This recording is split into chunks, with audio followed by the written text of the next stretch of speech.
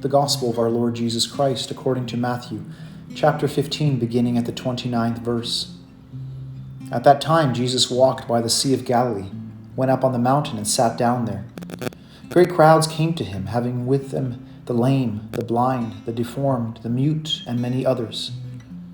They placed them at his feet, and he cured them. The crowds were amazed when they saw the mute speaking, the deformed made whole, the lame walking, and the blind able to see, and they glorified the God of Israel.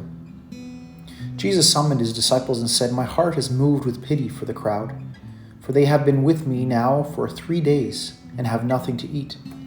I do not want to send them away hungry, for fear they may collapse on the way." The disciples said to him, "Where could we ever get enough bread in this deserted place to satisfy such a crowd?" Jesus said to them, "How many loaves do you have?" 7, they replied, "and a few fish." He ordered the crowd to sit down on the ground. Then he took the 7 loaves and the fish, gave thanks, broke the loaves, and gave them to the disciples, who in turn gave them to the crowds.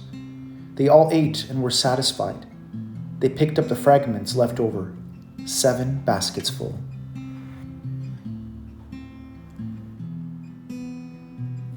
There are 2 questions asked in this morning's gospel reading.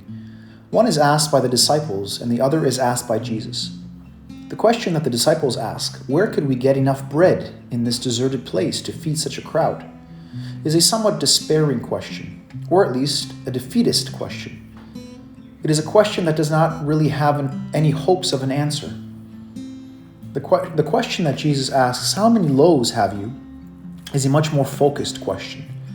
It is a question that already points people in the direction of a solution to the problem they were facing, the problem of how to feed a large crowd in a deserted place. Jesus' question called forth those seemingly insignificant human resources among the crowds, 7 loaves and a few fish, that he could nevertheless work with in a very powerful way. Today's gospel assures us that Jesus can work powerfully through the little that we possess. If he is to do that, however, we may need to ask the right kinds of questions, not the kind of questions that leave people feeling that nothing can be done, which was the kind of question the disciples asked. We need to ask hopeful questions, the kind of question Jesus asked, questions that encourage us to look at what we actually have been given and to trust that the Lord can accomplish far more with those resources than we might imagine.